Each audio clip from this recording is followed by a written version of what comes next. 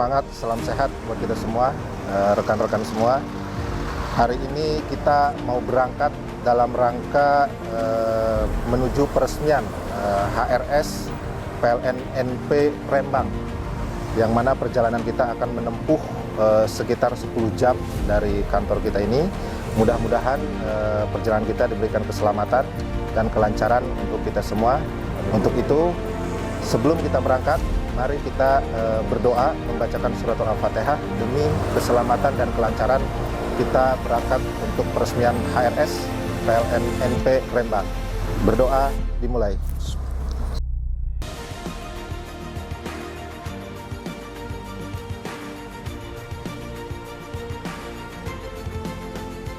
Baik, rekan-rekan, sebelum kita berangkat, mari kita untuk menyalakan diri, perjalanan kita lebih lancar. Jelajah energi listrik Indonesia, go! Ikuti terus keseruan liputan Jelajah Energi. Rumah Joglo, rumah Pak Bambang. Let's go, kita ke Rembang.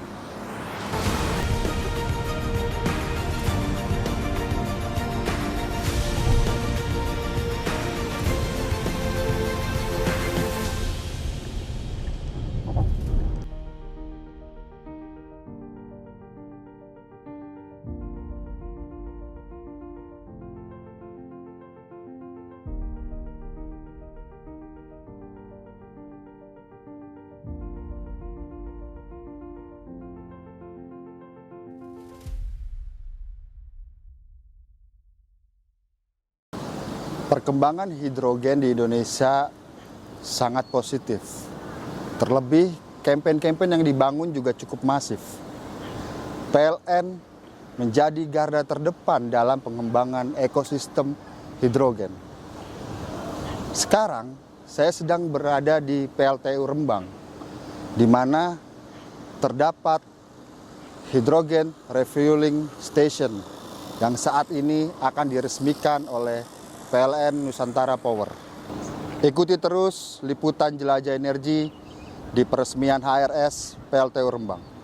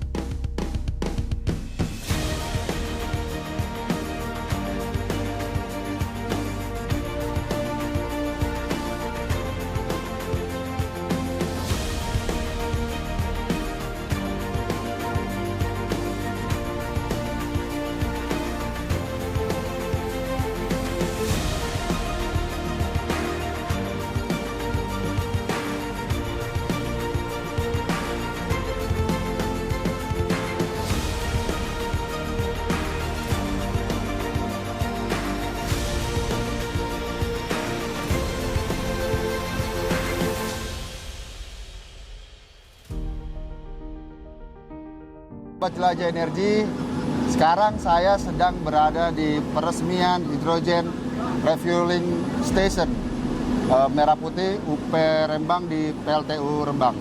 Dan sekarang saya sedang bersama Pak Ardi, langsung nih yang terlibat dalam proyek HRS ini ya Pak ya? Siap. Nah, Pak Ardi, sorry Pak, izin. Mungkin bisa diterangkan Pak, bagaimana sih Pak proses produksi hidrogen di PLTU Rembang ini Pak? Iya, jadi untuk proses produksi hidrogen di PLTU Rembang, seperti kita lihat, di belakang kita ada contoh mobil hidrogen, di belakangnya ada contoh HRS, Hydrogen Refueling Station Merah Putih generasi kedua yang ada di Rembang. Di belakangnya lagi itu ada Green Hydrogen Plant yang berwarna biru dan putih. Green Hydrogen Plant ya Pak ya? Nah, Green Hydrogen yang kita gunakan untuk HRS Merah Putih berasal dari H2 plant yang berada di belakang. Jadi kita hanya butuh air dan listrik. Dari air desalinasi serta sumber energi listrik, kita bisa memisahkan air H2O menjadi oksigen dan hidrogen. Oksigennya bisa digunakan untuk tabung oksigen dan hidrogennya bisa digunakan untuk bahan bakar. listrik yang berasal dari pembangkit PLTU, dan kita juga siapkan PLTS yang berada di sana, sehingga hidrogen yang digunakan untuk HRS Merah Putih generasi kedua di Rembang berasal dari green hidrogen. Oh, jadi ini adalah HRS generasi kedua, Pak. Dan sebelumnya ada di mana, Pak? HRS Merah Putih generasi pertama kita taruh di UP Muara Karang, UP Muara Karang, Jakarta ya, Jakarta, Pak ya? betul. Pak, untuk kapasitas produksi, Pak, Ya. berapa besar, Pak, di sini? Untuk kapasitas produksi, jadi di belakang kita hidrogen plant yang dimiliki oleh PLTU Rembang ini memiliki kapasitas produksi sekitar 9 ton per tahun gitu 9 ton per tahun ya. Tahun. Dan sekitar 1 sampai 2 ton digunakan untuk generator cooling di PLTU, sisanya sekitar 7 ton bisa digunakan untuk green hidrogen untuk mengisi HRS. 7 ton hidrogen itu setara dengan 28.000 kiloliter BBM. BBM ya. Pak, Cukup ini menarik banyak, sekali, cukup Pak. Tapi ada nggak sih, Pak, tantangan dalam memproduksi hidrogen ini, Pak? Betul, jadi untuk memproduksi hidrogen saya kira kita sudah punya hidrogen plant yang cukup siap gitu ya, cukup siap, cukup mumpuni. Prosesnya kita sebut dengan proton exchange membrane proses. Tantangannya yang pertama, hidrogen ini belum dikenal oleh masyarakat. Teknologinya masih tahap riset, yang masuk komersial baru beberapa. Jadi kami kawan-kawan dari Nusantara Power, kantor pusat bersama kawan-kawan dari PLTU Rembang berupaya untuk alih teknologi, menyiapkan HRS Green untuk mobility. Tapi optimis ya, Pak, ya, untuk ke depan bahwa hidrogen ini akan terus berkembang ya, Pak? Ya, jadi PLN Nusantara Power memiliki komitmen dan berupaya untuk selalu mengembangkan green energy untuk negeri kita. Jadi PLTU-nya kita konversi menjadi PLTU co-firing biomasa, dan sebagian hidrogen plant kita gunakan untuk menghasilkan green hidrogen, bisa digunakan untuk mobility, untuk mobil, untuk transportasi. Ya, Sobat Jelajah Energi, itulah yang dijelaskan Pak Ardi bahwa potensi hidrogen di tanah air sangat besar ya, Pak ya.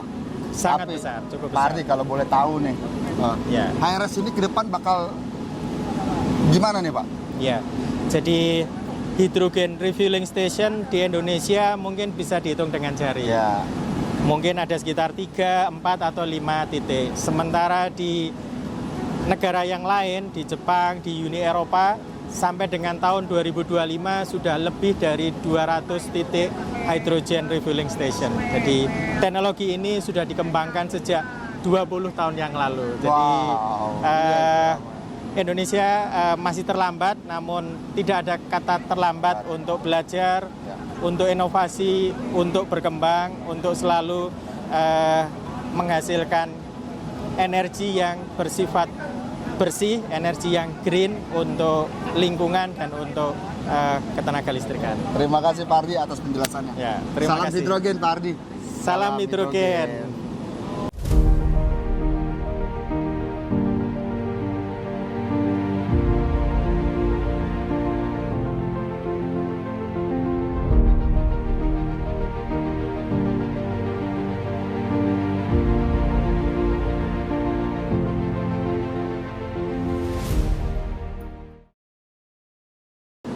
Oke Sobat Jelajah Energi, nah ini saya langsung kedatangan narasumber spesial saya nih dari PLN Pusat, Bapak Riki. Gimana Pak, kabarnya Pak? Sehat Pak? Baik, Alhamdulillah. Langsung kita hadir di peresmian HRS Merah Putih. Siap. PLTU Rembang ya Pak ya? Siap. Pak, ngobrol-ngobrol sedikit. Nah. Pak, lagi-lagi nih PLN dalam inovasi energi selalu terdepan. Ya. Sebelumnya sukses dengan ekosistem EV, sekarang PLN mencoba mendorong ekosistem hidrogen. Bagaimana Pak posisi pengembangan hidrogen di PLN sendiri itu seperti apa Pak? Ya, terima kasih. Jadi saya pikir PLN membangun ekosistem hidrogen ini itu bentuk PLN membantu pemerintah dalam rangka meng-achieve NZE 2060. Kenapa? Karena kita tahu dekarbonisasi itu tidak selalu pakai listrik.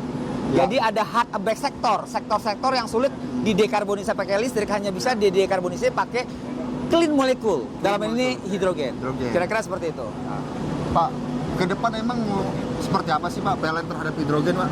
Apakah mau seperti SPKLU atau gimana nih Pak? Ya, mungkin kita tahu ya, fungsi hidrogen atau utilisasi hidrogen itu ada 3. Ya. 1 untuk power generation, pembangkitan, 2 untuk mobility, dan 3 untuk industri. Oke. Untuk PLN sendiri, kita lebih memprioritaskan yaitu untuk dedieselisasi. Ya, di mana kita tahu ya, sudah ada namanya strategi hidrogen nasional, di mana di situ ada 3 pilar. Pilar pertama adalah mengurangi pemakaian BBM, mengurangi impor BBM dengan cara mendedieselisasi dengan menggunakan hidrogen. Yang kedua itu menciptakan create demand, pasar domestik. Oke. Yang ketiga baru ekspor. Kira-kira gitu. Pak, kalau EV kan sukses nih berkat juga dukungan dari pemerintah dan juga PLN bermitra gitu kan. Kalau hidrogen sendiri nih Pak, bagaimana Pak? Butuh dukungan apa sih Pak? Apakah butuh subsidi atau seperti apa Pak? Ya, saya pikir gini, PLN tidak bisa membangun hidrogen ekosistem ini dengan sendiri, gitu ya. Betul. Kita butuh terutama terkait regulasi. Itulah kenapa pemerintah sekarang sedang menyusun standar-standar terkait regulasi hidrogen.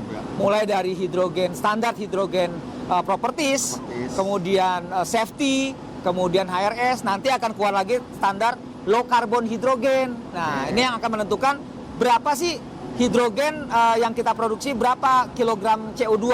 Nah, itu nanti kaitannya dengan off-taker yang akan membeli. Nah, itu dari sisi regulasi. Insentif tentu saja, karena kita ketahui willing to pay market saat ini tuh di angka 3-4 USD per kilogram. Wow. Sedangkan produksinya hidrogen PLN saat ini di angka 7 USD per kilogram. Jadi ada gap. Nah, gap ini saat ini kita membutuhkan ya insentif pemerintah untuk memberikan untuk memenuhi gap ini. Ya, sampai dengan kapan Pak Riki? Sampai dengan hidrogen mencapai keekonomiannya. Oke. Kira-kira gitu ya. Mudah-mudahan lah di samping ada insentif, nanti kita juga bisa melakukan carbon trading ya. Karena kita tahu ya, carbon trading. di mana kita bisa menurunkan emisi sedemikian rupa sehingga pengurangan emisi kita bisa jual keluar untuk dikompensasikan, disubsidi ke bisnis hidrogen ini. Kira-kira gitu. Oke.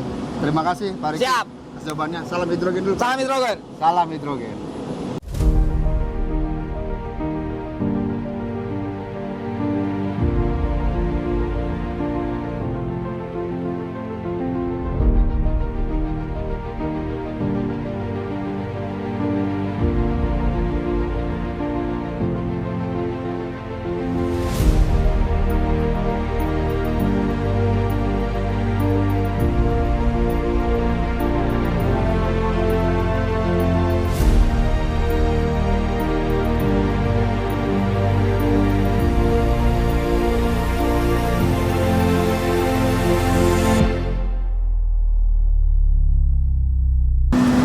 Oke Sobat Jelajah Energi, tadi setelah kita lihat-lihat peresmian dan juga kita lihat HRS Merah Putih di PLTU Rembang. Nah ini nih, saya tarik nih seorang pakar hidrogen. Mungkin teman-teman Sobat Energi disapa dulu Pak. Ya. Pak Gustaf. Ya, selamat sore. Saya Agustan Hakri dari periset dari Pusat Teknologi Bahan Bakar dan sekaligus sebagai Deputi Program dari IFE, Indonesia Fuel Cell and Hydrogen Energy. Ya, jadi IFE itu asosiasi hidrogen yang ada di Indonesia, ya Pak. Ya, itu. Menarik. Pak, komentar dong Pak soal peresmian HRS ini nih yang dilakukan oleh PLN Nusantara Power. Nah, terkait dengan HRS yang kita resmikan hari ini, saya kira ini sangat menarik. Ini adalah karya anak bangsa, yang 100% memang karya anak bangsa, dan ini patut kita dukung, terutama dari kami, dari institusi periset, dari BRIN. Ini sangat harusnya menjadi contoh dari semua lembaga-lembaga untuk menciptakan suatu teknologi yang memang kita butuhkan ke depan. Apalagi teknologi hidrogen ini, saya kira ini adalah teknologi masa depan. Mungkin saat ini belum begitu kelihatan bagaimana hidrogen itu berperan, tapi mau tidak mau setelah energi fosil kita sedikit, energi yang lainnya tinggal sedikit, kemudian kita membutuhkan juga energi yang bersih, maka hidrogen adalah jawabannya. Hidrogen juga bisa jadi base load ya Pak ya? Ya. Tentunya ya. Nah, di hidrogen ini di samping menjadi energi juga bisa menjadi penyimpanan energi daripada energi yang kita peroleh dari seperti solar cell yang hanya mungkin di jam 10 sampai jam 2 siang optimal. Padahal kita energinya kita butuh sampai malam, kita bisa menyimpan dalam bentuk hidrogen. Jadi tidak intermitensinya tidak ada intermitensi. Pak, IVE sendiri kan ini sangat konsen ya terhadap promosi hidrogen. Kita tahu bahwa hidrogen ini barang anyar Pak di negeri kita kan, di Indonesia. Mungkin apa Pak yang IVE lakukan campaign terhadap hidrogen ya di Indonesia? Ya. Kalau yang saya tahu waktu itu kan tahun lalu ya misalnya Pak ya, membuat sebuah pameran tahun ini. Oh tahun ini ya juga kan. 5. Nah, monggo Pak.